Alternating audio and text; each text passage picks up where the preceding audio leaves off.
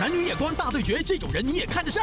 平常可能都吃泡面，吃比较好的餐厅，我就想说带上他，开始去跟我旁边的男生出去。我真的感觉你有点在吃醋。没有，所以大家一起去玩，他看到冷气冷了，他会过来，他也不讲话，他就直接这样。就动心的感觉。不好意思，我只是起个头，你们两个陶醉了。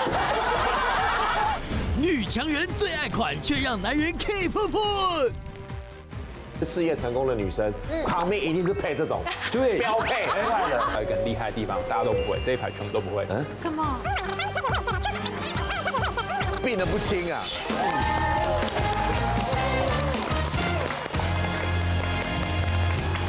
欢迎收看《女王大人》。晚安，你们好。又跟老公吵架了？没有，又吵架。哦，好，孩子讲不听。不是，他又已读不回我了。哎，做你老公压力也太大了，怎么会？要秒读秒回，又要情绪稳定，你要求太多了吧？还有，不会让我找不到人啊，也不会说什么，你冷静一点好不好？冷静一点。哦，男女眼光大不同，为什么女生呢喜欢的男生类型，男生总是不知道哪里好嘞？哎，而男生们喜欢的女生类型，女生们不止看不懂，有些还觉得超厌恶。是吗？今天晚上我们就要来一场热辣辣的男女眼光大对决，眼光大对决。准备灭火器吧，因为可能要起火。欢迎今天的来宾出场，介绍我们这边的陈慧明、张立东、陈娜，欢迎三位。来，欢迎我们这边的祖祖夏雨禾、导导。好，介绍一下我们今天的专家，智商心理师海苔熊。还有我们的女王团代表红颜阿 Q。欢迎两位。很好，来，我们今天调查了什么呢？哎，根据台湾知名的交友软体，针对18到35岁的男女进行调查哦。哦，调查什么？有超过65%的人都曾经因为对朋友喜欢的对象感到不解而吐槽过。其中男性最多无法理解的是什么？女生为什么喜欢控制欲强或情绪化的男生？对，一直抱怨却不肯分手。哎，为什么？女生不能理解的是，好，不能理解什么呢？你们男生为什么老是偏爱那种表面看起来温柔，私底下却是腹黑的心？为什么？为什么女生喜欢的男生看不懂？为什么男生喜欢的女生超厌恶呢？哎，男生眼光大不同哦。今天男女双方的代表就要来正面对决，说清楚，讲明白。我们其实男生对于美的要求啊，我发现放诸四海，大概只有几种类型是公认，傻白甜都是不一定傻白甜哦。如果我们大部分10个有8个都觉得不错的，应该就是大家共同的观点。女生也是这样子吗？难道不是？哎，女生不是，女生太奇怪，女生没有那么肤浅，女生没那么肤浅。男生他们整个屋子肤色你最浅的。因为你们公认漂亮不外乎就是肤白貌美大长腿嘛，是吧？然后会撒娇，没了。不止。你在讲你自己是不是？女生看比较 deep，男生肤浅，女生比较 deep，是吧 deep。来，就你先来。多地。我身边遇到的女生。就是纯洁柔弱并娇，对，它这个融合了很多特质在里面。但是这个我要讲，就是这个女生呢，就是我亲身经历她。我一开始刚认识她的时候，其实我也还蛮喜欢她的。我也不讨厌她，她不是那种一眼绿茶，不是。哎呦，对，然后洋葱绿茶，对，洋葱式绿茶，对，洋葱式绿茶，一层一层剥开它，前中后卫。对，然后我就对这女生觉得，印象好像还蛮好的，因为我跟她很不熟，可是她非常的热情，然后是那种很亲切的女生，说哇，祖祖，哇，你皮肤好好哦，一直称赞你的那一种，大称赞你哦，很长，女生被称赞到也有点龙心大悦哦，她说哇，怎么没觉得龙心大悦，你用武则天啊，龙心大悦，龙心大悦，这衣服哪里买好漂亮？你这头发，天哪，你头发维这那个发质好好什么，然后投你所好了。对，而且她的长相不是侵略性很强的女生，她看起来就是感觉白白的单纯。单纯的路线。后来我就跟他聊天，然后他说哦，因为我对很多事情我都觉得很新奇，因为我觉得我就是可能家庭的状况也没有说很好，所以就是我没有见过那么多世面。然后我就是今天来这个活动，然后我吃到这些东西，我觉得很新奇，因为我平常可能都吃泡面或吃 Subway。新奇。然后我就想说，也不便宜。对，然后后来我就想说好，然后我就开始觉得这个女生她就是我姐妹了。我就把她纳入我的姐妹团。开始我有出去有什么局啊，我就想说啊，约她找她吃比较好的餐厅，我就想说带上她，然后也不用她出钱，然后想说啊，我叫 Uber 我去车她。潘彦祖已经财富自由了，对不对？不是，我没有到财富自由，可是我觉得还是可以，就是照顾一下是 OK 的这样子。然后后来呢，有一阵子发现，她怎么开始就是她，比如说她 po 动态，她自己有出去吃一些比较好的餐厅，比较贵的，然后或者是她有po 一个比如名牌包，就是我去，他就不止你照他吧，还有别人照他，我就觉得很奇怪。他也可以认干爹啊。我只觉得说，为什么你都没约我？就是我平常我出去什么局我都约你，可是你自己都去那么多地方打卡，你都没约我。然后我就开始觉得，就是有点奇怪。然后之前我跟他出去，比如说我带他去吃什么东西，他比如说他 po 食物照什么，可是他从来都不 po 我们合照哦。然后我如果跟他合照，我标他都不转哦。他不想蹭你的粉丝，还好啊，对啊，没有，如果是每一次认的太多了，我觉得女生会有点介意这种事情。对，你如果说1、2次还好，可是已经不是1次2次，你为什么不找个时间就直接问他为什么你都不take？我不要啊，因为这样很奇怪，这样好像你很在意，像你很在意一样。计较了。对，女生就是会放在心里。你不在意，可是喜欢拿到节目里来说。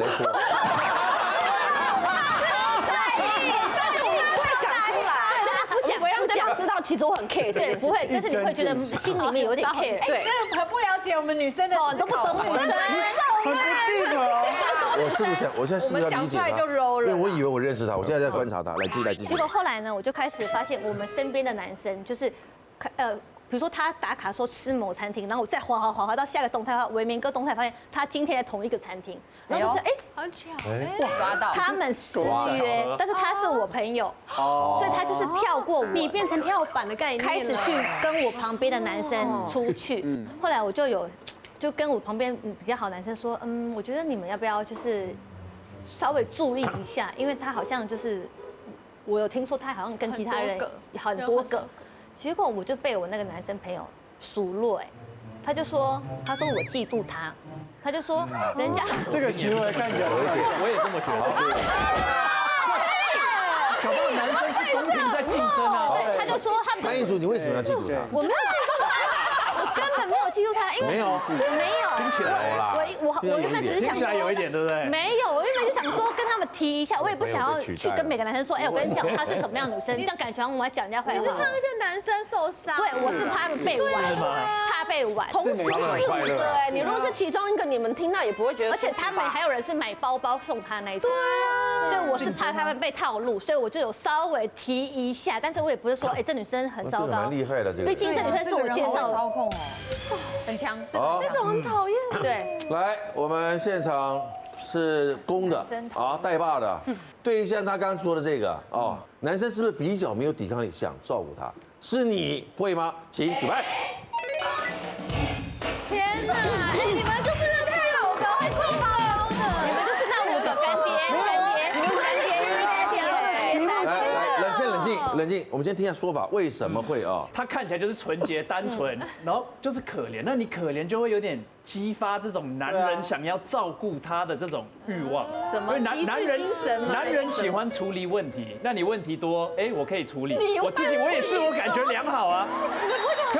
你说的我觉得有点不准，因为我真的感觉你有点在吃醋。我没有，所以我还是要平衡，我还是得平衡一下。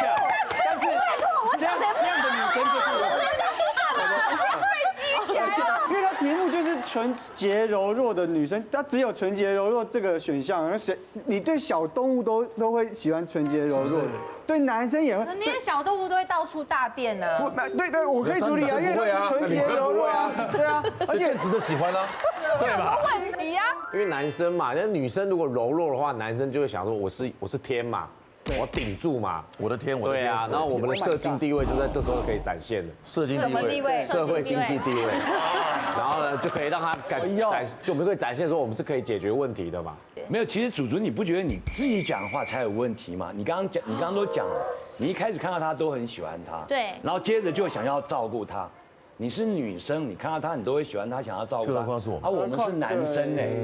对，所以但是因为你们没有看到真相，我看到之后我提醒你们，但你们不，我们没看到。我们真相是经过一段时间的累积才看到的哦。对，我们并不晓得啊。其实我觉得印主你刚刚在讲那个有情绪是很正常的，因为那个女生不需要靠什么，然后只要装可怜就可以得到你需要花时间、努力、金钱得到的东西。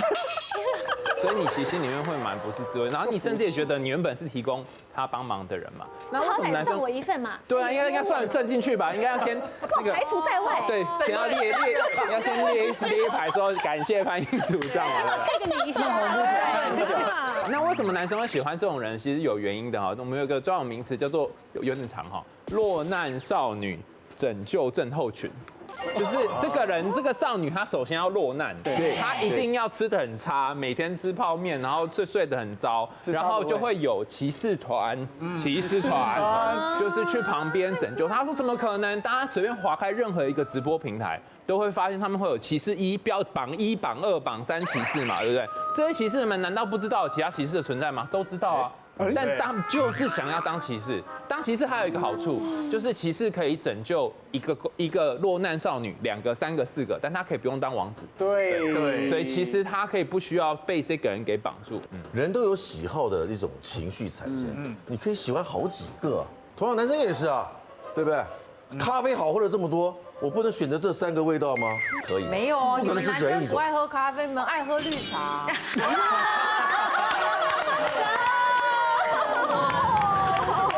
凶起来了，凶起来了！你说那个在信义区出没那个绿茶，对不对？对啊。男生这一边，你最不懂女生怎么会爱这一款。来，我最看不懂是玩世不恭花心男。其实他们会喜欢，我觉得应该也是一种挑战的，就是这个难免。想征服。你会觉得不会，对不对？理论上是不会，玩世不恭怎么会喜欢，对不对？而且这个好，我身边有一个例子，就是佩德罗。对，这我可以讲，因为他自己都上节目，他上很多节目都在宣传自己的这个玩得多大，玩得多开。而且你如果私底下问女生，他们说啊这好脏哦，这我没办法，他好乱哦，女生都这么说。对。可是，一堆女生都去过他家，真的，一大堆女生去过他家。你确定要在今天分享这个吗？他也承认，我也想了解，这很典型啊，这个好气哦，真的，其实蛮为什么要气阿 Q？ 真的不是因为女生很常就是说我也不要，他真的很不好，很糟糕，就还是跑去找他了。这我不解，就是你们要就要，不要就不要，为什么说不要但去了？我常常不理解什么。我之前就遇到一个女生，然后我就跟她聊，然后感觉都很合，然后我就跟佩德罗炫耀一下，就想说，哎，我找到一个你遇不到的，然后给他看，他说，哦，这个来过我家，哎，整个天都塌了。他会骗你，他会骗你的。对啊，因为我们感情很好，他不会骗，他没有懒得骗。好的，他会说，哇，这个好正，这个可以，或者是这个来过我家。他都跟你直说啊。会啊，这男生不会。可是我觉得男生会吹牛哎，会啊，会吹牛。男生会吹牛，就比如说祖祖昨天晚上确实去过我家，就待了2分钟就走了。但我可以讲到昨天晚上怎么样，好像对，男生很会吹啊，有家跟去佩德罗家是2回事。他都已经宣传，他已经在节目宣传来我家就是一个，他已经告诉大家了啊，对啊，那你去他家一定就是抱着一个目的去他家，你不可能是去参观嘛，他家没什么好参观的。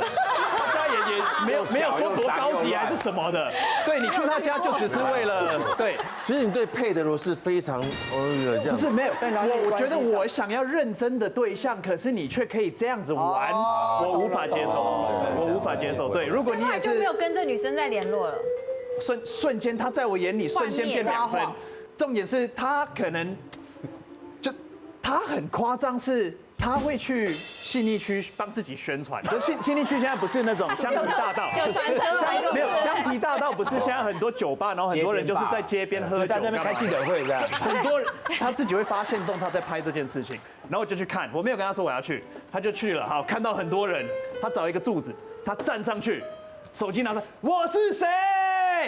还真的有人会说啊，佩德罗。然后他有一个很长的头衔，重点是很多人都知道他说什么？我的头衔是什么啊？古希腊神雕般完美身材，什么裸体主义的，他们都知道啊。然后重点来了，我不知道是喝酒还是怎样，他就说。想要跟我拍照的排右边，想要回去跟我拍的排左边。还真的有人去拍，还真的有人排左边。你说真的有没有一点嫉妒？我羡慕他可以，我不嫉妒他做自己，我羡慕他可以做自己，他活得很自由，做自己。来，对于自信满满的像佩德罗这样子的，这样子跟玩世不恭的男生，你是不是觉得认识也蛮好的？你不见得会讨厌他，有时候觉得他蛮有魅力的。有时候，请举牌。不会讨厌，你看私底下都不敢举。不是，是因为太原本是说喜不喜欢，可现在变不讨厌。对，不讨厌当然不讨厌啊，但是喜不喜欢不喜欢啊。不要说喜不喜欢，你会觉得他蛮有魅力的，在魅力那个行为啦，玩世不恭，蛮有魅力的，自信。的确是啊，非常有自信。对，当然是啊。来，豆豆。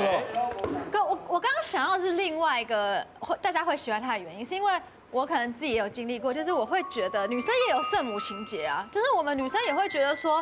会不会我就是那个可以改变他的人？终结他的人。对，就是我会觉得，如果他跟我在一起，他可以稳定下来，然后我们可以真的稳定交往一段时间，我会觉得那我赢了啊。好，这是小女生，来听一下知性女人怎么说。没有，你也举圈哦。没有，就是也是有魅力的。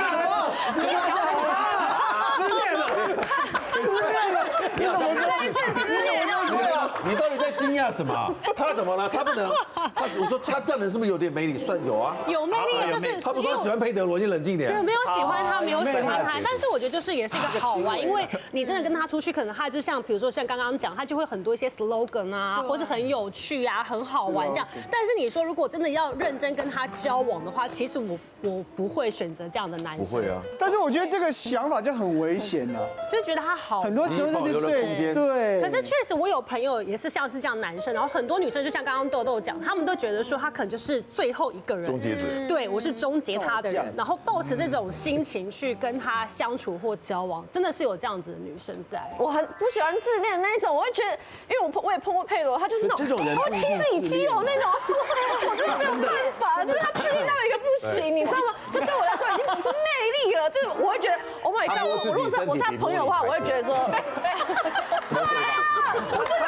比如说他跟女生相处好了，然后就不是摸女生，一直摸他自己身体，那不是很奇怪吗？我怎么这么性感？第一张的照片全部都放自拍那种，我也不行。对啊，那种自拍那种，我真的觉得太多了，我不会觉得，我真的不会觉得那种很有魅力。他说的很有道理啊，你还这么认为吗？很油哎，人很好玩。那意思是为了新鲜感。只要不要交往，就是跟他做朋友一定很好玩。不要交往。可是我觉得如果是朋友的话，我会觉得，因为我会觉得丢脸。丢脸哦的那一种。他一说，因为他刚刚是讲玩世不恭花心男嘛，我觉得如果他不要那么高调的花心，他是隐藏版花心。那我觉得我可能怎么隐藏版花心？就是有些男生是海王，就是他花心，他明明跟很多女生，可他对你表现的好像很专情，对。那我可能就不小心会中招，因为他是花心，可他有隐藏，然后以后才发现啊，他是渣男。你碰到的不是海王，你碰到海龙王了，不一样。然后后来后面你发现你被渣了，那你可能就觉得很难过。可是这种摆明就是我就是想 have fun， 我就想玩，他里外一致，可以接受。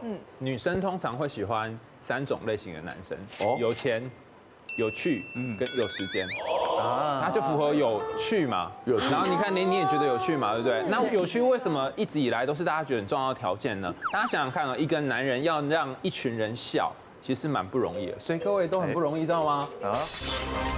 男生就爱帅气女，却是女人眼中钉。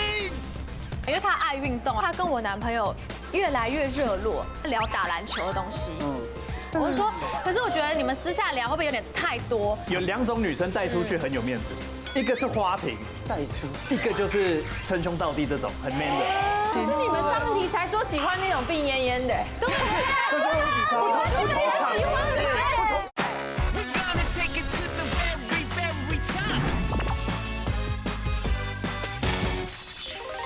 要让一群人笑，其实蛮不容易的，所以各位都很不容易，知道吗？啊，就是你让大家笑，等于是有某种掌控感嘛。对。然后在这样的情况下呢，女生她都会觉得说，哦，会不会就是因为刚刚像豆豆讲的，我想要有圣母心态，我想要他是我终结他，其实不是。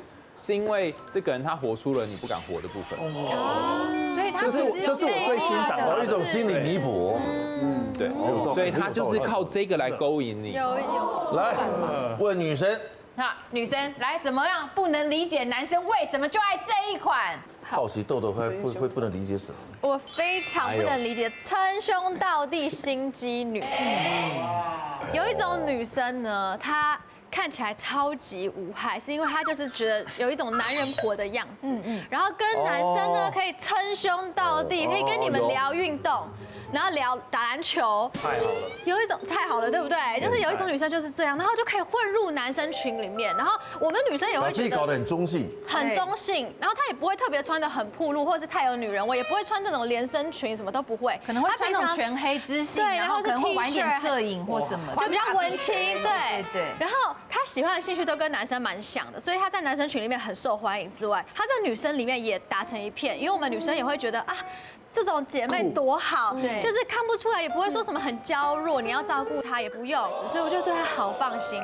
然后呢，就有一次在聚会的时候，然后那时候我男朋友来接我回家，然后我那时候想说，哎，他还没有回家，问他要不要顺路，就是我们可以顺路载他，然后我们就载了他这样子。回去之后呢，他们就互相有关注 IG， 然后我也没有多想，因为我觉得啊，反正以后大家还会见面，我们还是朋友嘛。结果后来我就觉得好像越来越不对，因为他跟我男朋友越来越热络，开始会有时候他们会在传一些讯息什么，然后笑得很开心。我就说，哎，那你在传什么？他说没有啊，我在跟他聊打篮球的东西。看了一下，大概就是说，哎，我一定什么，下次来比篮球啊，我会电爆你。然后男生可能就回说，才不会让你得逞，就是有一点暧昧哦，有一点。而且好咸湿，你讲球好咸湿哦，哪里咸湿啊？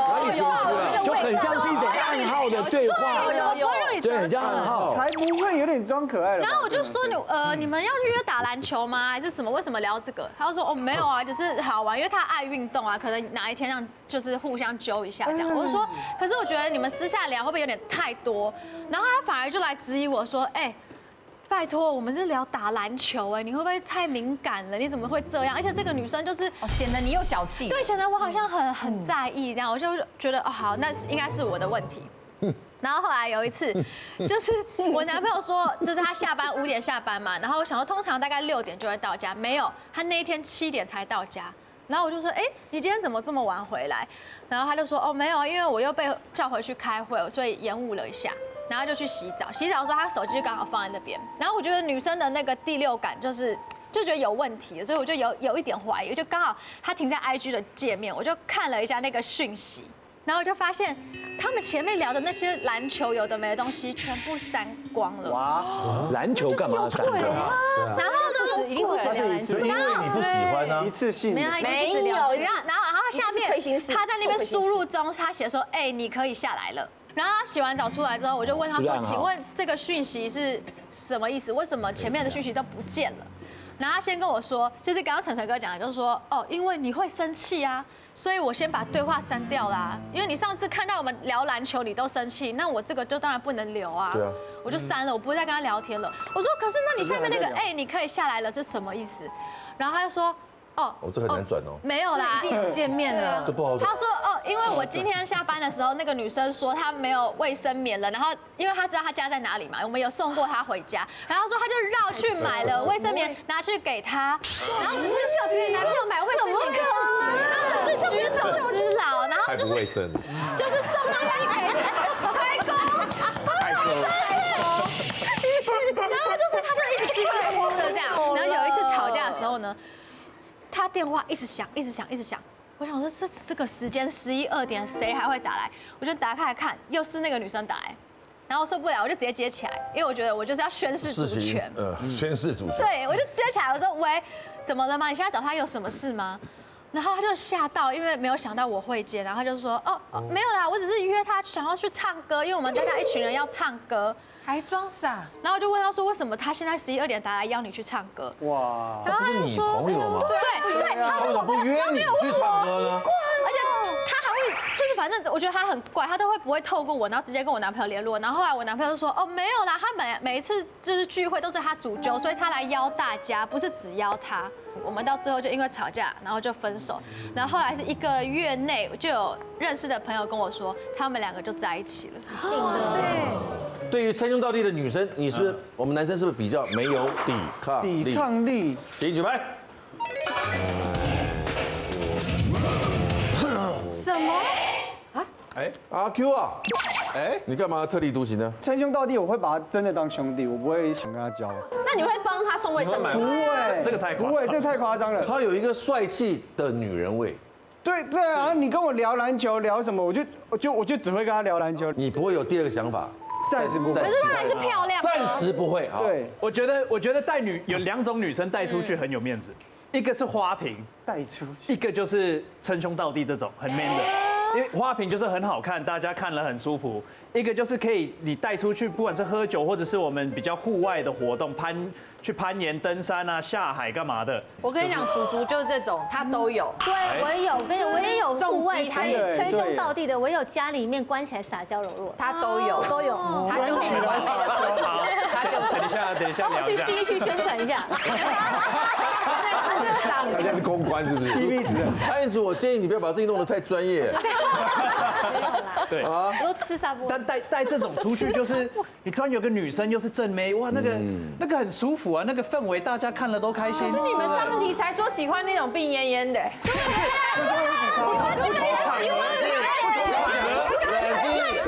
我刚才已经说了，我们会喜欢好几种。对，每种我讲过了嘛。我只喜欢病恹恹。不同场合有不同的需求，就对。而且跟这种女生在一起，这是兄弟局。有些时候如果有女生在的话，其实你不方便聊那些东西。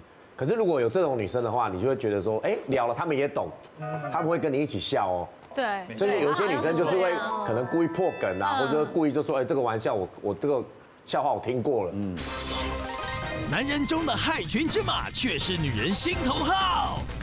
这种人出来，他是绝对以大家为主，就像是一个隐藏的保镖。比如说大家一起去玩，他看到冷气冷了，他会过来，他也不讲话，他就直接这样。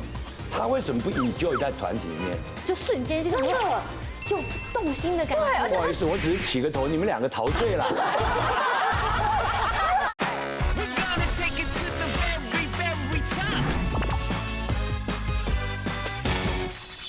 好，男生喜欢的对象。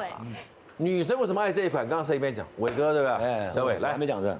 我不知道你有什么不爱的。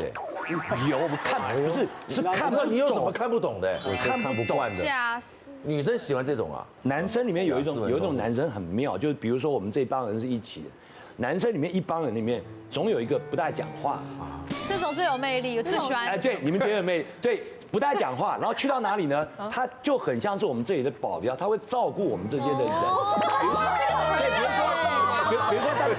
比如说大家一起去玩，他看到冷气冷了，他会过来，他也不讲话，他就直接这样。好做作。在我们男生里面不理解的第一点就是，大家都是朋友，出来大家的立场应该是一样，应该要一样的放出来，不用做那么多。对，但这种人出来，他是绝对以大家为主，就像是一个隐藏的保镖。这第一点。好了，重点来了，我为什么讨厌这种男生？这种男生常常都是这样，比如说我们今天一个局，那我们男生一坐下来，一定会想，祖好像是单身的，豆豆不知道是谁的，然后你就慢慢去了解，你不是你女朋友，也不是你有兴趣，他也单身，好，那我可以弄，我们男生会搞清楚再弄。不是可以追，我们男对啊 ，OK， 我们男生会搞清楚以后才展开追求的。你在用“把”这个字吗？对，进攻，弄还太粗了的。进攻。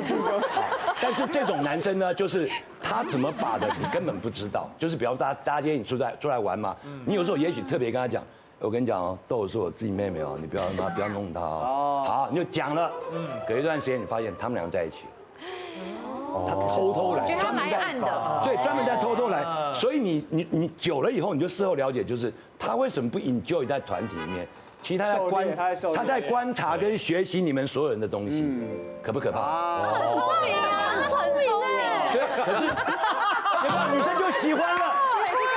重点是要帅吧？要帅。因为我也是我单身的时候，我也是保镖啊，我也是帮忙顾包包的，但最后我都只是顾包包。对啊，所以要帅吧？我讲的是朋友出去玩，不是门口警卫库的包包。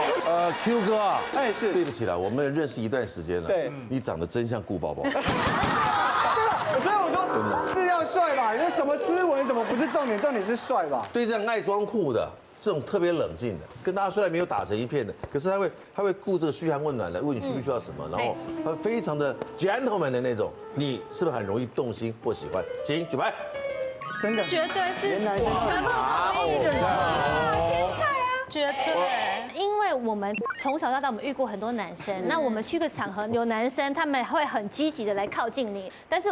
反而你会对那个就是默默在角落，好像对你没兴趣，然后也不来搭讪你，不跟你攀谈的人，你反而会注意到他。你会想说哇，他怎么都不来跟我讲话，然后他怎么好像都没有注意到我们这边。但他只要稍微做一点像骑士的动作，比如说他对，然后人多他就在那边就是，要么就是你人很多，然后或者是你快跌倒，然后他这种拉你一下这样，然后你就瞬间就是有动心的感觉。不好意思，我只是起个头，你们两个陶醉了。我们其实并没有那么具象的一个什么让你们聊得心花怒放的。没有这种真的太加分，他不用看到长相，我都觉得就光想象就觉得哇，魅力爆棚的那一种，就是爆棚。他如果像张立东这样子的长得，其实我觉得那这样搞笑了吧？行为太加分了，对。你也许娟啊，我一定会先注意到他，而且我也欣赏他的行为，可是我同时也会开一个开关，就是看他必加一样。啊，必加一案，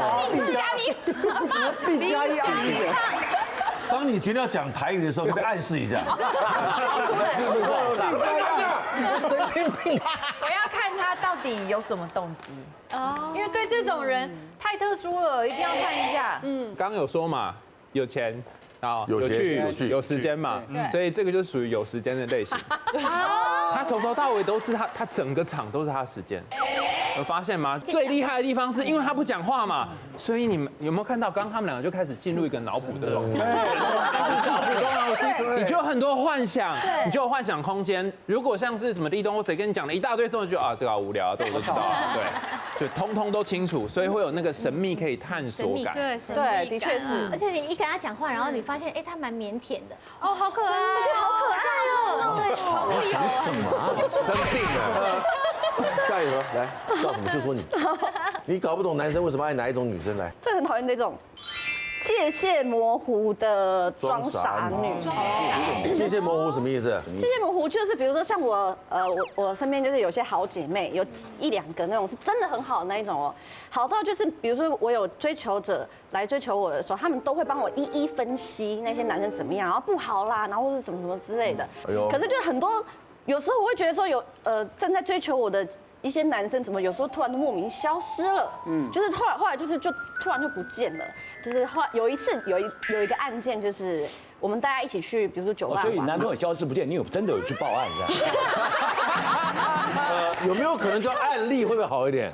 案例就是大家呢，就是一起去酒吧玩嘛那种。但我就是属于那种喜欢在现场观察的人，然后就是我不会下去玩的那种，我喜欢默默喝酒听音乐的那一种。哦，然后所以就会装酷女，神秘女，装酷女，你家偷偷来，对，隔2天就跟张立东在一起了。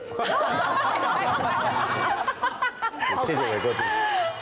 然后呢，我就会就是因为这样，所以让我观察到了一些事情，就是不止一次，就是他对追求我的男生呢，那个女生，就是他会比如说我们在喝酒喝一喝，他手会无意间就放在他的腿上了，然后放在他追求你的男生的腿上，对。然后或者是喝2杯，我想说，怎么那么快追？我追他旁边，怎么不倒我身上，倒到人家身上去了呢？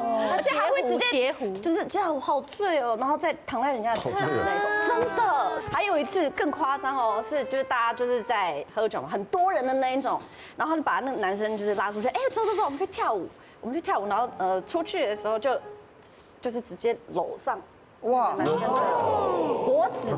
然后我就听到那个男生就讲说，哦不行啦，那个雨禾在那边，等一下被他看到怎么办？然后那女生说没事啊，她是我姐妹，没关系啦。然后就开始把她拉去舞池，然后就是靠在人家身上，然后搂啊什么之类的这样。有。对，然后可是我想强调的事情，公势凌厉耶，很厉害啊。可是他又会觉得说这个人不适合我。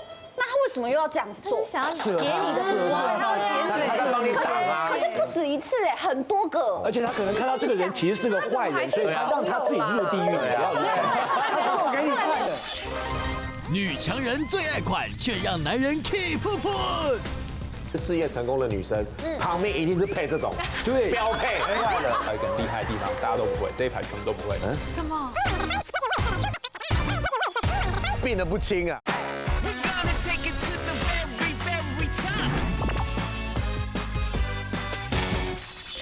他可能看到这个人其实是个坏人，所以他让他自己入地狱。我给你看的，他是以身试法，对，挡煞，你看不到。我想问的是，为什么男生对于这种就是很容易有肢体接触，就边界感很差的女生，通常都觉得他们很有吸引力？那你怎么还跟这种人做朋友？已经没有了，已经没有了。那后来就知道太多那种事情的时候，就觉得说，他是拿我在开玩笑吗的那种感觉？就是想要抢你，对，他就是抢你的，就是抢人家的专门户。对于肢体动作比较主动的这样的女生，男生是普遍比较没有抵抗力。继续拍，而且很会撒娇那一种。然后呢，男生一定没问题。张立东，少来。因为我怕，我是一段。怕什么？我怕他是有目的的，对，闲插跳之类的。他图你什么？你觉得那女的会图你什么？知名度？钱？有可能啦，钱嘛，钱啊，不可能幽默感，但是你刚好是有趣、有闲又有钱的人。哎，就是你耶！他是三有，他是岁寒三有。选择太多，国际网。你刚好这都有，对，刚这些你都有。因为我觉得这个是。因为这种女生啊，我就是觉得比较麻烦，她可能对很多人都这样，那很有可能造成你们朋友之间的误会。OK， 对，所以我这个是我会特别去提防。我举一半的原因是因为我不喜欢这种一视同仁的感觉，因为他对你没边界感，对谁都一样，我就比较不喜欢这种感觉。哦。然后再来就是这个过于主动哦，以前我结婚前可能很喜欢。因为谁 OK 啊，来者不拒，对啊，对不对？其实真的有一种女生就动不动喜欢手来脚来的，是真的有这样的女生。有。但是实话说，对我们男生来讲，你很无意的一个手来脚来，但感觉的是我真的，对你有的时候呢无意来一下，哇，我觉得是鸡皮疙瘩，爽到一个极限。真的吗？真的吗？因为你轻轻的抚弄，跟你不小心这样滑一下，其实你的意念不一样，但对我们的感觉是一样，对吗？就是它是触感嘛。所以我们如果要手来脚来，就要很大力，对。却就不会只是我们不会等到那个阶段，对，我们会在现在前面这个阶段，所以我觉得这种他有的时候不见得要喜欢我们，他可能大家有点意识，我们都会觉得，哎，我有机会哦，对，有机会哦，那我也喜欢他的话，我就会追，通常很容易上。所以那个朋友怎么抵抗很难抵抗。对啊，所以对你们来说一定没有抵抗力。不一定是抵抗不了，我们为什么要抵抗呢？游戏不用抵抗，就算着真的又不是抗日，干嘛一定要抵抗？就是没有不行啊。比如说不一定抵抗不了，但是没有不行，就是他接触我也可以接触他就可以啊。真的，小孩。对啊，我说单身的时候，就是单身的时候，现在我非常有边界感，不要碰啊。没有啦。好，那就帮我下个结论了。其实你遇到应该叫做伴侣偷猎啦。偷猎的意思就是说，雨禾你遇到的是那种他专门就是来猎朋友的对象的人，叫做伴侣偷猎。他找成就感吗？对，伴侣偷猎有3个好处。第一个，这个人是我朋友筛选过的，因为他喜欢的嘛，所以他已经先筛一遍了。第二个，我把这个人从我朋友旁边抢过来，那我是得到成就感。第3个，我还可以告诉那个朋友说，我跟你说啦，他其实不好啦，这样他得到控制感，所以伴侣偷猎是一个超爽的，就是他也给到一个很高刺激感的一种行为。哇塞，伴侣偷猎，他就是在偷猎你，深哎。对，那为什么男生会喜欢呢？我遇过一个，他是去酒吧喝酒的时候，然后喝完，然后就觉得不知道，就是男生说那不然叫 Uber 送你回家好，不是自己送，是叫 Uber 送啊。那你家住哪里？就把对方的手这样拿起来，然后就说这边是酒吧，这就是我家。好清楚，厉害。那为什么会有用呢？哈，大家可以自己摸哈，不要摸别人哈。就是你的这个叫做阴部哈，好，就是你用指甲摸，会有一种痒痒的感觉。那男生很多会喜欢这种心痒痒跟身体痒痒的感觉，所以一招入魂。有这一招，一招入魂，好招，很厉害啊！来，男生的最后一位，张立东是吧？来，你不懂的女生怎么会爱男生哪一范款？不懂的是一事无成小奶狗，这我没办法接受，这我没办法接受。你会发现哦，这种事业成，尤其是事业成功的女生，旁边一定是配这种，对，标配，标配手上。然后大部分我之前就有一个朋友，她是一个也是一个事业成功的女性，她甚至是老板，然后她就喜欢上这个男生。这个男生是什么呢？他就是当时他要考那个律师，而律师不是说第一年就会成功了，或第二年会成功了，所以呢，他就是说那我在这个时间我要专心准备考试，那我要怎么专心准备考试？我不行工作，那他没有工作，对不对？女生就会说那没关系啊，我给你一个环境，我帮你租房子，然后我给你生活费，你专心去准备考试。太好了吧？对不对？然后这个人呢，叫1年不中，2年不中，3年不中，然后他就会开始说没关系，你等我，我总有一天我会考上律师，给你一个我很美满的生活的未来。啊，为什么他最后会成功呢？因为他很闲啦，有时间，他有时间，他比我还有时间呐。时间呢？因为他当初为什么会虏获他的芳心，就是因为这个女生呢，她就是可能分享了一个限动，她可能想要吃一个很有名的甜点。那个甜点是需要排队的，然后这个男生呢，就可能就是有时间。当天那个女生下班，他就把那个东西拿给他，然后他就说：“那我先回去准备考试。”动心，他就动心了，这个会马上中，一定会中啊！因为对女生不是笨蛋，因为这个男生他一定要很贴心，然后又有时间。那女生其实我们工作很忙，其实我觉得回到家如果有这个人都打理好，然后这么贴心的对待我，就要一个我会觉得陪伴的，很棒，然后把你的需要放在心上，就主打一个陪伴的功能就对了。对，陪伴，然后贴心、细心，一定有过人之处，一定。好，来问一下女生，对能够提供情绪满满的价值，她没什么工作能力，没什么表现，没什么生活，三观上面她没有太多的愿景或者是什么，你是不是也可以接受？金主来，哇，人好好，终于，豆豆你病得不轻啊，你们都醒了，我出问题，我出大问题。豆豆因为你最年轻，只有她一个哎，你真的只需要主打一个陪伴就够了。不是，可是如果他把家里照顾得非常好，所以女主外男主内 OK 的。是啊，哎呀，他反而都不要。因为我觉得情绪价值我可以自己提供，或者姐妹提供，对，ChatGPT 也可以。不需要小奶狗。对啊，不需要小奶狗。如果他没有工作，我觉得我没办法。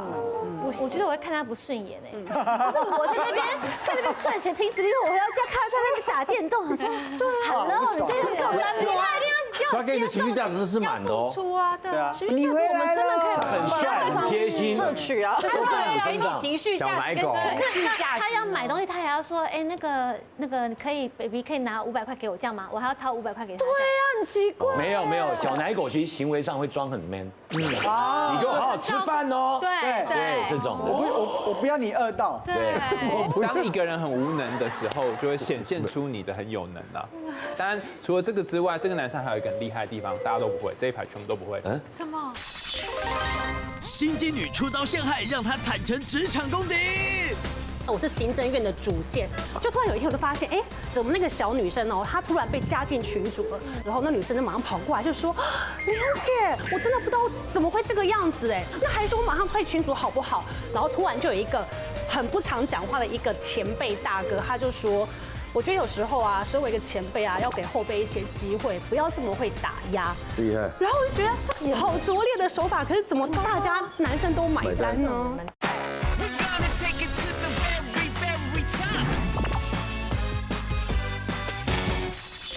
这个男生还有一个很厉害的地方，大家都不会，这一排全部都不会。什么？叫做能够呈现脆弱。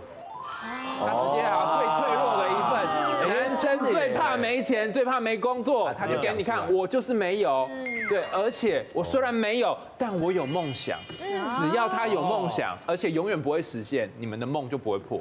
人会同情弱者，这是全世界都一样，古今中外都一样。但是我们男生就会觉得，多数时候你不可以把你最脆弱的时候表现出来，对，娘了，感觉弱掉了。东方男生比较不会啦，现在比较好一点。我们说看到男生哭，我会蛮心疼的。会。你呢？还有一次就是那个女生朋友就说，哎呦，最近认识一个暧昧对象，很帅，很像王子，很有气质，很优雅。然后语音全部都，他讲话全部都是气泡音。什么叫气泡音？就是讲，hello， 讲话不清楚，呢喃的感冒低音炮，不是快睡觉就是刚起床。对，然后他完全24小时都是这种声音，都是这样。然后女生就很性感啊，我觉得很听得很舒服，我就不懂，因为第一个不懂是我觉得他讲话你怎么会听得清楚？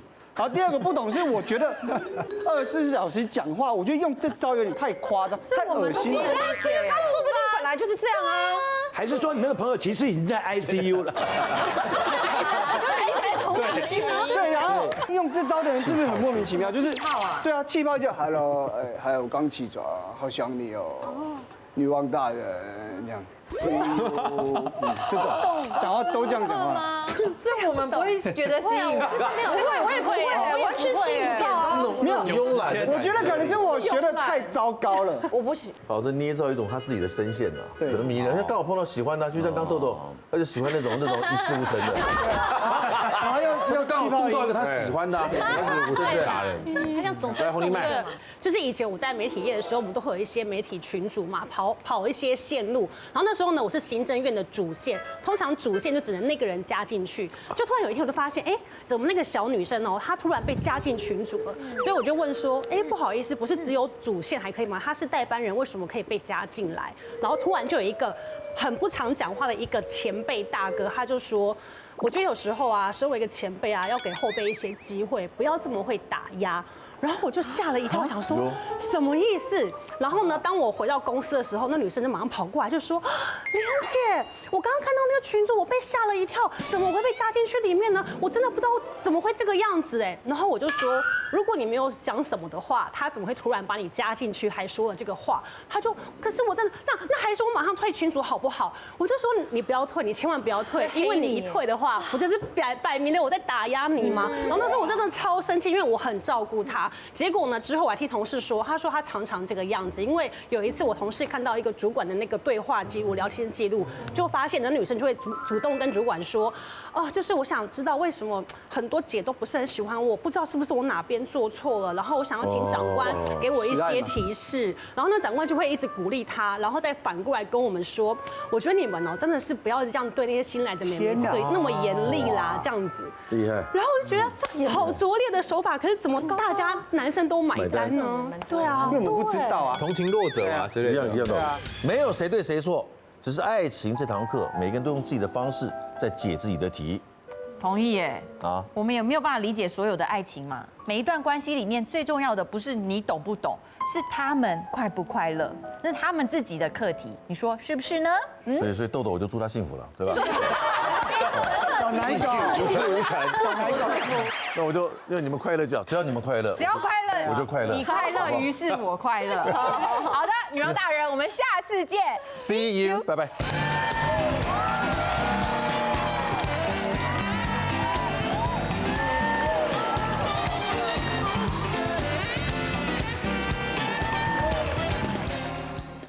那今天未来中文台 YouTube 频道开启小铃铛就可以看到最新的女王大人哦。